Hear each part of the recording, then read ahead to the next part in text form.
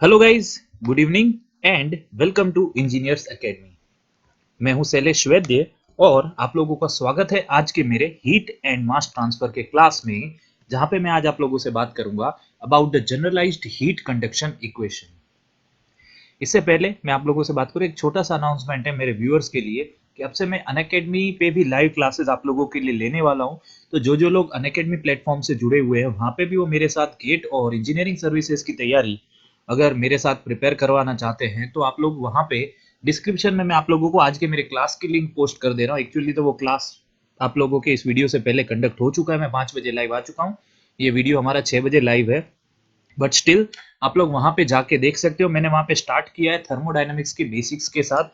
So if you want to prepare for GATE and ESC, मई का महीना चल रहा है, we have enough and ample of time to thoroughly get ourselves prepared for the engineering services and gate examination।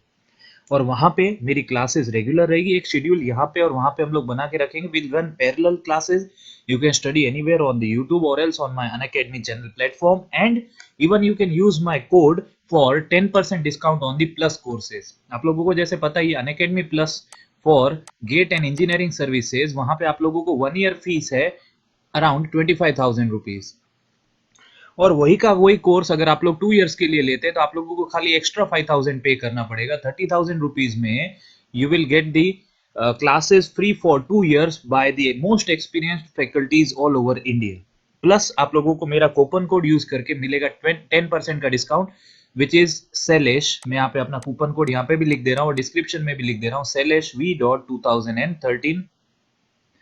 सो आप लोगों को 10% का डिस्काउंट के साथ ये जो कोर्स है for 2 years it will charge you only ₹27,000। One of the most economical package for GATE और engineering services I can say. And with the faculties all over India, number of faculties are highly qualified and even the one who have cracked this examination numbers of time. So it will be very helpful for you। आज की class की हम लोग बात करें, जहां पे हम लोग बात करें जनरलाइज्ड हीट कंडक्शन इक्वेशन की, तो अभी तक हम लोगों ने जो हीट कंडक्शन इक्वेशन जो डिराइव किए थे, there were number of assumptions. वहां पे हम लोगों ने कुछ अजम्पशंस ऐसे माने थे, जैसे आप लोगों को पता होगा कि that there is no internal heat generation, flow of heat takes place in one direction only. हम लोगों ने ऐसा माना था कि वहां पे एक्स डायरेक्शन में ही हीट फ्लो हो रहा है, and the value of thermal conductivity k was constant throughout the material. अगर ऐसा नहीं होता है तो वहां पे टाइम के साथ अगर आप लोगों का हीट फ्लो हम लोगों ने कांस्टेंट माना था, फोर्थ अजम्पशन था। मैं यहाँ पे अजम्पशन लिख देता हूं आप लोगों के। The first assumption was heat transfer takes place in only X direction. X direction के अलावा कोई भी डायरेक्शन में वहां पे हीट फ्लो नहीं हो रहा था। The second assumption was there was no internal heat generation. ये भी हर कंडीशन में होना पॉसिबल नहीं है। There is no internal heat generation, you can say. The third assumption was K is constant throughout the material. K is constant throughout the material. And fourth one was the value of K is not the function of time. Means you can say that with respect to time, your heat transfer does not increase or decrease. ऐसा हम लोगों ने माना था, but practically ऐसा नहीं होता है। There are number of factors taking place, and वहां पे कभी कभी आप लोगों का internal heat generation भी होता है, ऑल डायरेक्शन हीट फ्लो होती है। तो उसके लिए हम लोग जो इक्वेशन आज डिस्कस करेंगे, that will be your generalised heat conduction equation, जहां पे हम लोग सारे पैरामीटर्स मानेंगे that your heat flow can be steady, means constant with respect to time, और unsteady means you can say that varying with respect to time, you can say that with और without internal heat generation. ये सारे के सारे assumptions आज हम लोग यहां से दूर कर देंगे, and then will derive a generalised equation, जो बहुत इंपॉर्टेंट है। बहुत बार डायरेक्ट इक्वेशन पूछी जाती है, मैं आप लोगों को डिराइव भी करवा देता हूं क्योंकि थोड़ा बहुत कंसेप्ट क्लियर हो जाएगा आप लोगों का, विथ और without heat generation। Whenever you are preparing for engineering services, always remember for means from now only you should be ready for the derivations, because derivations are most IMP when you are preparing for services। So यहाँ पे हम लोगों ने ऐसा माना है, कुछ यहाँ पे स्क्रीन पे आप लोग जो देख सकते हो, मैं वापस स्क्रीन को क्लियर करता रहूंगा। आज हम लोगों को बहुत सारी चीजें सीखनी, आप लोग वीडियो को पॉज करते हुए कंटिन्यूअसली स्क्रीनशॉट लेते रहिए। जैसा यहाँ पे आप लोग देख सकते हैं, this is a slab, you can say that this one is a complete slab, जहां पे हम लोगों ने एक थोड़ी एलिमेंटल लेयर ले ली है, ये वाली, जिसका हम लोग आज एनालिसिस करने वाले हैं। Will do the analysis of this layer, जिसकी थिकनेस हम लोगों ने मानी है this is dx। So you can say that in this the heat flow taking place in x direction will be denoted by qx. अब यहाँ पे हम लोगों को निकालना क्या है, इस स्लैब का एनालिसिस करके हम लोग पूरे के पूरे मींस आप लोग बोल सकते हैं एक छोटे से पीस का एनालिसिस करके हम लोग पूरे के पूरे स्लैब के लिए पूरा का पूरा आप लोगों का जनरलाइज्ड हीट कंडक्शन इक्वेशन निकालेंगे। तो यहाँ पे हम लोगों को कौन सी चीजों की बात करनी है, हम लोगों ने ऐसा माना है that we have taken an element of your thickness dx of the slab. तो सबसे पहले यहाँ पे आप लोगों को एक बात देखनी है that first of all let's say that हम लोगों ने लिखा है qx। ये qx है क्या, it is actually the heat conducted into the element along the x direction. Heat conducted, याद रखिए, into the element along the x direction. यहां पे मैं लिख देता हूं अलोंग x डायरेक्शन। हम लोगों ने अभी एक डायरेक्शन के लिए इक्वेशन बना रहे हैं, फिर उसी को अप्लाई करेंगे तीनों डायरेक्शन के लिए। क्यों? क्योंकि यहाँ पे जो आप लोगों का हीट फ्लो रहेगा वो हम लोग ऐसा मानते हैं कि पूरी वॉल्यूम के लिए कांस्टेंट रहेगा। तो यहाँ पे इसी के साथ एक नया टर्म आता है, यहाँ पे मैं थोड़ी जगह छोड़ देता हूं। The new term is Q dash. क्या आ जा रहा है? Q dash. और क्यू डैश को हम लोग क्या बोल सकते हैं, this is, just a minute, let me settle down properly. Okay, so Q dash को हम लोग क्या बोल सकते हैं यहाँ पे, you can say that it is heat generation rate पर यूनिट वॉल्यूम। याद रखिए Q dash is heat generation rate पर यूनिट वॉल्यूम। मतलब ये हो जाएगा आप लोगों का जो एक्चुअली जो हीट फ्लो क्यू होता है वो वॉट में होता है, तो ये वॉट पर मीटर क्यूब हो जाएगा आप लोगों का हीट जनरेशन रेट। कहने का मतलब ये है कि पूरे के पूरे स्लैब में जो हीट फ्लो होगा वो हम लोगों ने ऐसा माना है कि एक उसकी स्टैंडर्ड वैल्यू होगी जिसको हम लोग उसकी वॉल्यूम से डिवाइड करके यहाँ पे हीट जनरेशन कितना हुआ इन टोटल निकाल सकते हैं। तो ये हमारा हो गया हीट जनरेशन रेट पर यूनिट वॉल्यूम। अब देखिए हम लोगों ने ऐसा माना है कि यहाँ पे इस लेयर में जो आप लोगों का जो हीट जनरेशन रेट है वो तो हम लोगों ने क्यू बोल दिया। यहाँ पे ऐसा कुछ हो रहा है कि यूनिफॉर्म हीट जनरेशन हो रहा है स्लैब में, यूनिफॉर्म हीटिंग हो रही है। तो यूनिफॉर्म हीटिंग किस वजह से हो सकती है, there are some of the reasons that you should know कि यूनिफॉर्म हीटिंग किस वजह से हो सकती है। सबसे पहला हो सकता है any chemical exothermic reaction, any chemical reaction, और you can say exothermic reaction. Exothermic reaction का मतलब है ऐसा रिएक्शन जिसमें हीट रिलीज होती है। आप लोगों को पता है कोई भी रिएक्शन जो हीट रिलीज करता है उसको we call it a exothermic reaction. तो ऐसा कोई केमिकल रिएक्शन जिसमें से हीट रिलीज हो रही है तो हम लोगों ने उसको नाम दे दिया एक्सोथर्मिक रिएक्शन, जिस वजह से आप लोगों के वॉल के अंदर यू कैन से यूनिफॉर्म हीट जनरेशन हो रहा है आप लोगों के स्लैब में। सेकेंड थिंग, यहाँ पे आप लोगों का जो सेकेंड रीजन हो सकता है यूनिफॉर्म हीट जनरेशन का, वो हो सकता है nuclear chain reaction. Nuclear chain reaction से भी जो हीट रिलीज होती है वो हम लोग ऐसा मान सकते हैं this will be uniform through out your slab. And the third one is the flow of electric current through the slab. Flow और मूवमेंट ऑफ इलेक्ट्रिक करंट, तो ये तीनों के तीनों कंडीशंस के साथ आप लोग समझ सकते हो कि आप लोगों का जो हीट जनरेशन होगा दैट विल बी यूनिफॉर्म।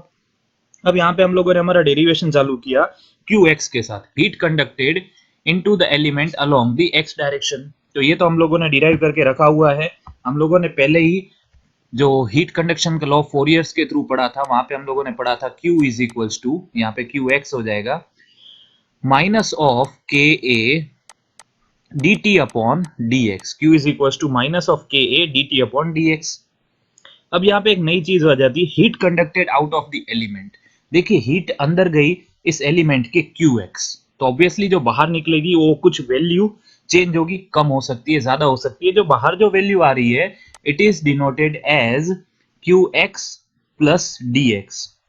कहने का मतलब ये है इतने एरिया में हीट फ्लो हुई qx और इतने में हुई qdx, तो टोटल एलिमेंट में आई qx इतने, जो आप लोगों का जो स्लैब की थिकनेस थी इस वजह से आई, वो x की जितनी हीट स्लैब में आने के बाद उसकी इंक्रीमेंट हो गया थोड़ा सा dx, सीधी सी बात है, थोड़ा सा आप लोगों का हीट फ्लो बढ़ गया। तो यहाँ पे आप लोगों को निकालना है what is qx plus dx। देखिए सफिक्स में लिखा जाएगा, मतलब द हीट, इसको मैं बोल सकता हूं conducted out of your elemental thickness. क्या बोलेंगे इसको, heat conducted out, heat conducted out of your elemental thickness, heat conducted out of your elemental thickness, ये आप लोगों को ध्यान रखना है, वेरी वेरी इंपॉर्टेंट। तो इसको मैथमेटिकली हम लोग कैसे लिख सकते हैं, तो देखिए इसमें QX जितनी तो हीट जाएगी, प्लस हम लोग इसको बोलेंगे change of QX, change of QX। अब देखिए चेंज ऑफ QX मैथमेटिकली कैसे लिखा जाता है, चेंज ऑफ QX मतलब, just a minute, change of QX यहां पे हम लोग ऐसे भी लिख सकते हैं, मतलब आप लोग बोल सकते हो partial differentiation of QX, change of QX with respect to X, यहां पे भी डेल आ जाएगा, इनटू DX। क्यों? क्योंकि हम लोगों को थिकनेस से मल्टीप्लाई करना पड़ेगा, तो टोटल हम लोगों को चेंज पता चलेगा। देखिए मैंने क्या किया, कितनी हीट बाहर जा रही है ये जानना था हमको, तो this is equals to the heat that is coming inside, that is QX plus change of QX with respect to X into DX। इसको मैं अच्छे से लिख देता हूं, that will be better for you. Okay, तो यहाँ पे मैं आप लोगों को कोई भी कंफ्यूजन नहीं होना चाहिए, वापिस मैं बोल दे रहा हूं, this will be equal to change of QX with respect to X multiply by DX, this is your heat conducted out of the elemental thickness। अब एक चीज हो जाती है कि अंदर हीट कितनी जनरेट हुई, तो टोटल हीट जनरेटेड जो होगी, हम लोगों ने क्या किया है कि हीट जनरेटेड पर यूनिट वॉल्यूम निकाल लिया, तो टोटल हीट कितनी जनरेट होगी पूरी की पूरी आप लोगों के स्लैब में, ये जो हम लोगों ने एलिमेंटल थिकनेस ले लिया है, अगर मैं Q को वॉल्यूम ऑफ एलिमेंटल थिकनेस से मल्टीप्लाई कर दूं, वॉल्यूम ऑफ द एलिमेंट यहाँ पे मैं लिख रहा हूं, तो मुझे वहां पे कितनी हीट जनरेट हो रही है मिल जाएगा। That means I can say this will be equal to Q dash into volume, क्या हो जाएगा, एरिया तो सेम है, एरिया कौन सा होता है, मैंने देखिए यहाँ पे इसको ग्रे कलर से बना के रखा है, ये परपेंडिकुलर एरिया दोनों तरफ सेम होगा, so I can say that this will be equal to area into the thickness of the element DX, तो ये बन जाएगा Q A DX। ये बन गई आप लोगों की total heat generated inside, you can से द एलिमेंटल थिकनेस। एक और चीज आती है जो हम लोगों को समझना जरूरी है, the change in internal energy. Change in internal energy क्यों? क्योंकि सीधी सी बात है, कुछ आप लोगों की हीट अंदर आई, कुछ हीट बाहर गई, कुछ हीट वहां पे आप लोगों के अलग अलग डायरेक्शन में फ्लो करी, इसलिए ऑब्वियस सी बात है वहां पे आप लोगों की इंटरनल एनर्जी में कुछ भी चेंज होगा। तो इंटरनल एनर्जी का जो चेंज होता है हम लोगों को मेजर करना है विथ रिस्पेक्ट टू टाइम, तो यहाँ पे हम लोग टाइम को, कुछ कंफ्यूजन नहीं हो, हम लोग टी यूज कर रहे हैं, तो हम लोग टाउ को दिखाएंगे एज द टाइम एलिमेंट, यहाँ पे मैंने लिखा है, आप याद रखिए। सो हीट फ्लो हम लोग इंटरनल एनर्जी को किस तरीके से दिखाते हैं, हम लोग दिखाते हैं MC डेल्टा टी। आप लोगों ने थर्मोडायनेमिक्स पढ़ा है, ऑब्वियसली आप लोगों को पता है that solids have only one value of specific heat, liquids and gases have two value of specific heat, ये बात आप लोगों को ध्यान रखनी है। एक्चुअली लिक्विड्स के लिए भी आप लोग बोल सकते हो, बेसिकली वहां पे एक ही टाइप होती है स्पेसिफिक हीट की, खाली गैसेस के लिए दो होती है, अभी उसके डिटेल में आप लोग नहीं जाइए, will talk about that in thermodynamics, but you should know that solids have only one value of specific heat.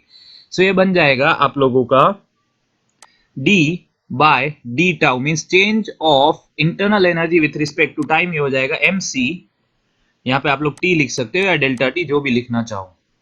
सो हम लोगों ने चार पैरामीटर्स यहाँ पे देखे। सबसे पहले हम लोगों ने बात करी about QX, that is the heat conducted into the element along the x direction, into the element along the x direction, जो कि वो बन गई हमारी -K dt by dx। फिर हम लोगों ने बात करी heat conducted out of the elemental thickness, तो वो बन गई Q x प्लस dx, उसको हम लोगों ने क्या बोला, दैट QX की तो जितनी हीट जाएगी plus change of QX with respect to x into dx। याद रखिए चेंज ऑफ QX मतलब del QX upon del x into dx, तो ये आप लोगों को ध्यान रखना है। ओवरऑल हीट कंडक्टेड आउट कितनी हो जाएगी, QX plus del QX upon del x into dx। Total heat generated हम लोगों ने बोला heat generate per unit volume is equal to Q, तो टोटल हीट जनरेट कितनी होगी एलिमेंट में, यहाँ पे हम लोग पूरे स्लैब की बात नहीं कर रहे, total heat generated in element, यहाँ पे मैं एलिमेंट कर देता हूं वरना आप लोग पूरा स्लैब समझ लोगे। This will be equal to the heat generated into the volume of the element, तो मैं वॉल्यूम को इस तरीके से भी लिख सकता हूं, दैट एरिया इनटू थिकनेस, तो ये बन गया आप लोगों का QA dx। And the last one, the internal energy will be equal to the change of mct with respect to time। एक और बात आप लोगों को मैं बता देना चाहूंगा, that here your q dash is not the function of any direction, it is not the function of x y और z। इसका मतलब ये है कि जो आप लोगों की q dash की वैल्यू है, हम लोगों ने उसको बोला है q dash को हीट जनरेशन पर यूनिट वॉल्यूम, मतलब वो एक्स वाई जेड डायरेक्शन में चेंज नहीं होगा। इसका फंडामेंटल आगे आप लोगों को यूजफुल रहेगा समझने के लिए। तो आई होप आप लोगों को इतनी चीजें तो समझ में आ गई होगी। अब मैं कुछ नहीं करूंगा, हीट बैलेंस इक्वेशन यहाँ पे पुट करूंगा और हमारा generalised heat conduction equation derive हो गया। One of the easiest way you can say, you can remember, if you are also preparing for heat and mass transfer subject for your colleges, this video is very very helpful। फिर हम लोग वहां पे क्या करेंगे कि अलग अलग कंडीशन अप्लाई करेंगे, स्टेडी कंडीशन, वहां पे फिर अनस्टेडी कंडीशन, विथ और without heat generation and anything more if it is available. तो ये आप लोगों को ध्यान रखना है, चार पैरामीटर है। Heat conducted into the element along the x direction, heat conducted out of the elemental thickness, total heat generated inside the element and change in internal energy.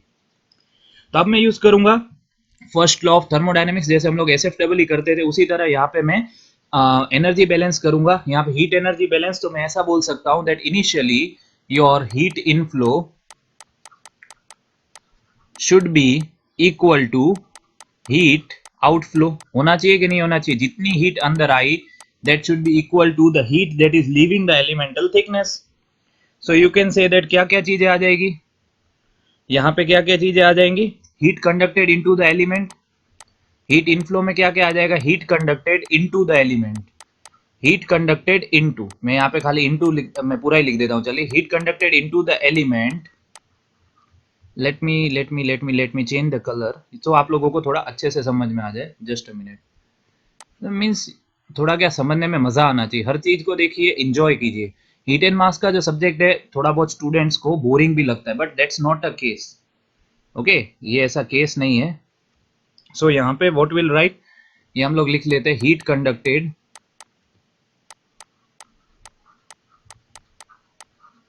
Into the element plus यहाँ पे inflow में क्या आ जाएगा? Heat generated. याद रखिए कितनी heat अंदर जा रही है, जितनी या तो जनरेट हो रही है या तो आप लोगों की कोई भी तरीके से हीट अंदर आ रही है, दो ही कंडीशन है, heat generated inside the element और विद इन द एलिमेंट। अब आउटफ्लो कितनी करी? आउटफ्लो के लिए भी हम लोग कलर बदल लेते हैं, let's take dark green colour. Outflow कितना हो रहा है? तो heat conducted out of the element कितना हो जाएगा? Heat conducted out of the element plus the change in internal energy, plus the change in internal energy। Change in internal energy outside में क्यों आया, एक बात समझिए, जब आप लोगों की हीट बाहर निकल जाएगी तभी आप लोगों को पता चलेगा कि आप लोगों की इंटरनल एनर्जी में एक्चुअली कितना चेंज हुआ। यू कैन नॉट जज the change in internal energy when you are considering the heat conducted inflow. So change in internal energy always comes in your heat outflow. तो ये आप लोगों को बात का ध्यान रखना है। It is just a small concept but can clear your many misunderstandings when you are understanding this heat flow equation, generalised heat conduction equation. तो अब मैं कुछ नहीं करूंगा, I will put the value, same colour code रख के चलते हैं तो आप लोगों को पता चले मैं कौन सी वैल्यू कहां पे लिख रहा हूं। First of all heat conducted into the element that will be equal to Qx। Heat generated, heat generated को हम लोगों ने क्या बोला था? हीट जनरेटेड को हम लोगों ने बोला था Q dash into A dx will be equal to, now green colour, heat conducted out of the element, heat out किसको बोला था हम लोगों ने? That was Qx plus dx and change in internal energy was del by del tau of mct। ठीक है, now I will take this colour only to put all the values. बार बार हम लोग टाइम वेस्ट नहीं करेंगे colour change करने में। अभी Qx की वैल्यू मत पुट कीजिए, मैं आप लोगों को समझाता हूं। Qx plus Q dash ADX, इसको भी ऐसे ही रहने दीजिए। अब देखिए Qx प्लस dx की हमारे पास आंसर है, हम लोगों ने अभी डिराइव किया। देखिए मैंने उसको स्क्रीन को इरेज कर दिया, पर आप लोग स्क्रीनशॉट लेके रखिएगा। Qx को हम लोगों ने बोला, Qx प्लस dx हम लोगों ने बोला था Qx is equal to change of Qx with respect to x into dx। यहाँ पे Q को अच्छे से लिख दूंगा,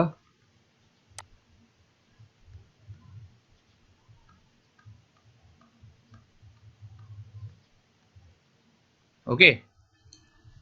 सो ये था change of Qx with respect to x into dx, plus बाकी की वैल्यू तो आप लोगों की ऐसी ही रहेगी। क्या रहेगी? Del by del tau M C T. अब यहाँ पे क्या क्या कट हो गया, क्यू एक्स कट हो गया। अब आप लोगों के पास बचा क्या है, ए डी एक्स।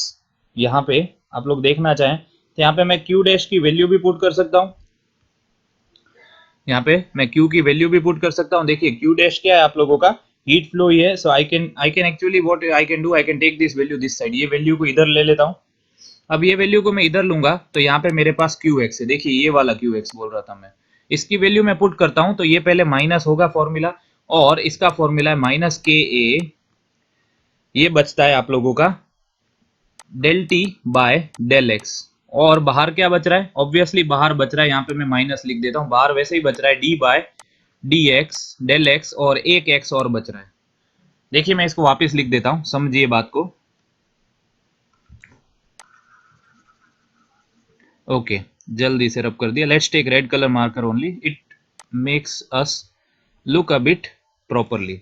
यहाँ पे मैंने क्या किया, इस वैल्यू को इस तरफ ले गया, तो इस वैल्यू को इस तरफ ले गया तो ऑब्वियसली पहले आ जाएगी माइनस की sign, minus of del by del x. अब मैं क्यू एक्स की वैल्यू पुट कर रहा हूँ, उसकी वैल्यू क्या है, minus k A del T by del x. अभी यहाँ पे डेल में रखिए, वो आप लोग ना फिर कंफ्यूज कर दोगे डेल और डी में। इनटू डी एक्स भी बच रहा है बाहर, प्लस यहाँ पे ये Q dot A d x तो है ही, इज इक्वल्स टू क्या बच जा रहा है आप लोगों का, d upon d tau M C T. So यहाँ पे होगा क्या, अब देखिए ध्यान से आप लोग, यहाँ पे जब मैं वैल्यू पुट करूंगा, हम लोगों को एक बात और पता है, that your mass is equals to rho into volume, because density is equals to mass per unit volume. तो मास की जगह हम लोग ऐसा भी पुट कर सकते हैं कि रो इनटू वॉल्यूम क्या हो जाएगी, ए इनटू डी एक्स। तो मैं यहाँ पे भी वही कर देता हूँ, एक स्टेप हम लोग और कम कर लेते हैं। आप लोगों को वो स्टेप दिखाना है, मेरे पास स्क्रीन की कमी है, क्योंकि मैं स्क्रीन बदल दूंगा, अलग व्हाइट स्क्रीन ले लूंगा, तो आप लोगों को अच्छे से समझ में नहीं आएगा। But you should write every step as I am saying और as are you are being told. तो यहाँ पे हो जाएगा that will be equal to rho A d x into, आप लोगों के पास था टी और सी बी ए, यहाँ पे सी को यहाँ पे लिख देता हूँ, एम सी टी की जगह वैल्यू पुट कर दिए। अब देखिए दोनों तरफ ए डी एक्स है, यहाँ पे ये क्या हो जाएगा, माइनस माइनस तो प्लस हो जाएगा। अगली इक्वेशन क्या बन जाएगी आप लोगों की, k A del square T upon del x square d x plus Q dash A d x is equals to del by del tau rho A d x c into T. अब देखिए ए ए तीनों equation में से cut हो जाएगा, D x D तीनों equation में cut हो जाएगा। तो अब बचेगा क्या हमारे पास, आप लोग ये भी बोल सकते हो, यहाँ पे आगे ये बच रहा है K del square T by del x square plus Q dot, खाली क्यू यहाँ पे बच रहा है, विल बी इक्वल टू, अब देखिए रो और सी कांस्टेंट है, रो और सी बाहर आ जाएंगे, रो सी, और ये बचेगा del T by del tau. ये हमारी इक्वेशन बनी। अब पूरी इक्वेशन को के से डिवाइड कर दीजिए, के से डिवाइड कर देंगे, इसी स्टेप को यहाँ पे मैं चलिए लिख ही देता हूं। तो मैं जब इसको के से डिवाइड कर दूंगा तो ये बन जाएगा del square T by del x square plus Q by K is equals to rho c upon k del t by del tau. This is your generalized heat conduction equation for x direction. बहुत important derivation है, मैंने आप लोगों को slowly ये समझाने की कोशिश करी है। You should be very aware about this derivation. इसी तरह मैं इसको y और z डायरेक्शन में लिखूंगा। I need to take the new slide, जैसे यहाँ पे मैं वापस लिख देता हूँ। आप लोगों की जनरलाइज हीट कंडक्शन इक्वेशन क्या बनी, अभी हम लोगों ने लिखा del square T by del x square plus Q dot by k is equal to rho c upon k, यहाँ पे del T by del tau. इसी तरह y डायरेक्शन में भी होगा, z में भी होगा, और आप तीनों को प्लस कर दीजिए। तो तीनों को प्लस करें तो क्या हो जाएगा, del square T upon del x square plus del square T upon del Y square plus del square T upon del Z square plus Q dot upon के is equals to rho c del T upon del tau. अब ज्यादातर students के मन में एक question होगा कि sir आप लोगों ने एक्स वाई जेड में तीनों को प्लस किया, तो ये वैल्यू और ये वैल्यू को भी आप लोगों को 3 से मल्टीप्लाई करना चाहिए क्योंकि तीनों डायरेक्शन की वैल्यू ऐड होगी। तो इसका आंसर मैंने आप लोगों को पहले ही बता दिया था, that your internal heat generation is the function, is not the function of direction. वो डायरेक्शन से रिलेटेड नहीं है, वो पूरी वॉल्यूम के लिए कांस्टेंट है। इस वजह से आप लोग एक्स वाई जेड कोई भी डायरेक्शन में तीनों को प्लस करें, ये कभी भी 3 से मल्टीप्लाई नहीं होगा। सेम वे ये एलिमेंट भी 3 से मल्टीप्लाई नहीं होगा क्योंकि हम लोगों ने पहले ही बोला था Q is not the function of X Y और जेड डायरेक्शन और else the function of time. अभी हम लोगों ने ऐसा माना था, अगर हम लोग इसको अनस्टेडी मान के चल रहे हैं तो। अभी आप लोग एक्स वाई जेड याद रखिए। So this becomes your generalised heat conduction equation, 3D generalised heat conduction equation. del square t upon del x square plus del square t upon del y square plus del square t upon del z square plus q dash upon k is equals to rho c, यहाँ पे भी नीचे k आएगा, del t upon del tau। तो इसमें ही हम लोग अलग अलग केस समझ सकते हैं। एक बात और याद रखिए, एक टर्म आता है रो सी अपॉन के। रो सी अपॉन के को हम लोग बोलते हैं alpha, that is your thermal diffusivity. क्या बोलते हैं इसको हम लोग? Thermal diffusivity. अभी बात करेंगे इसको ऊपर डिटेल में, थोड़ा बहुत इसका फिजिकल सिग्निफिकेंस भी आज पढ़ लेंगे, so that you can see number of questions are asked from this also in examination. तो इसको अभी आप लोग इतना याद रखिए कि मैं इसको ऐसे भी लिख सकता हूं कि इसी को यहां पे मैं चेंज कर दूं, इसकी जगह पूरा मैं लिख सकता हूं अल्फा। क्या लिख सकता हूं इसकी जगह में? अल्फा। ठीक है। अब एक और बात याद रखिए, एक टर्म आता है डेल्टा। तो यहाँ पे डेल्टा स्क्वायर इक्वल टू हो जाएगा आप लोगों का del square T upon del x square plus del square T upon del Y square plus del square T upon del Z square. अब इसी इक्वेशन में अलग अलग तरीके से बात करें।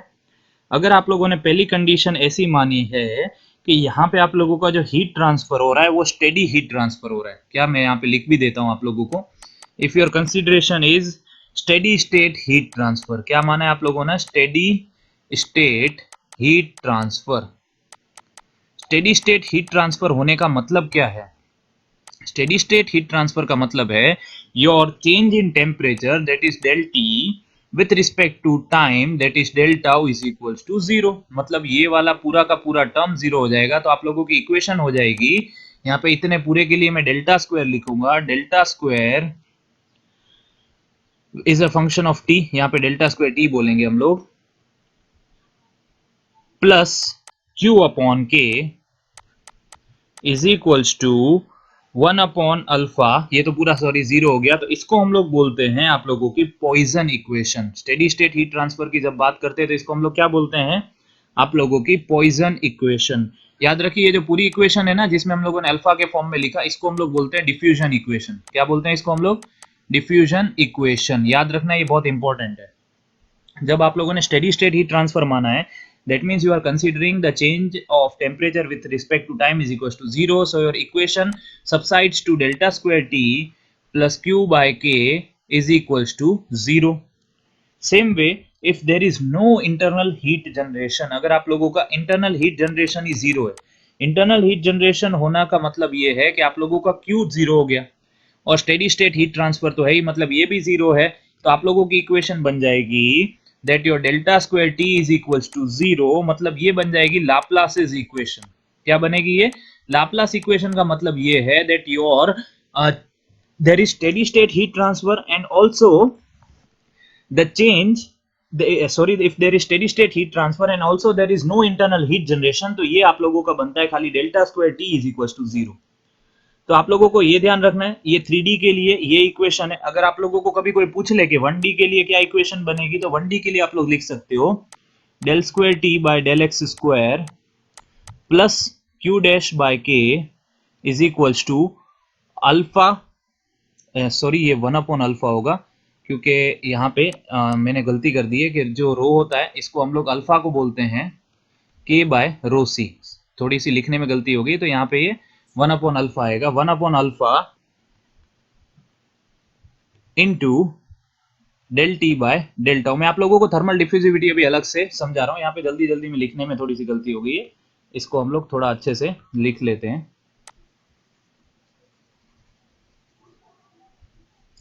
तो ये आप लोगों को ध्यान रखना है कि किस तरीके से आप लोगों को कौन सी इक्वेशन बन जा रही है, आप लोगों की लाप्लासेस इक्वेशन कौन सी बन जा रही है, आप लोगों की पॉइजन्स इक्वेशन कौन सी बन जा रही है, आप लोगों की डिफ्यूजन इक्वेशन। ठीक है, तो आप लोगों का थर्मल डिफ्यूजिविटी हो गया, कौन सी हो गई 1D, ये 3D इक्वेशन है, इसलिए इसको जनरलाइज कहा गया। यहाँ पे आप लोगों ने unsteady heat transfer with without heat generation सारे के सारे केसेस पढ़ लिए। तो ये चीजें आप लोगों को एग्जामिनेशन पॉइंट ऑफ व्यू से ध्यान रखनी है, एक आध क्वेश्चन पक्का आ सकता है। अब चलिए बात कर लेते हैं इधर इसी स्क्रीन पे अबाउट द थर्मल डिफ्यूजिविटी। किसकी बात कर लेते हैं हम लोग अब, थर्मल डिफ्यूजिविटी अल्फा।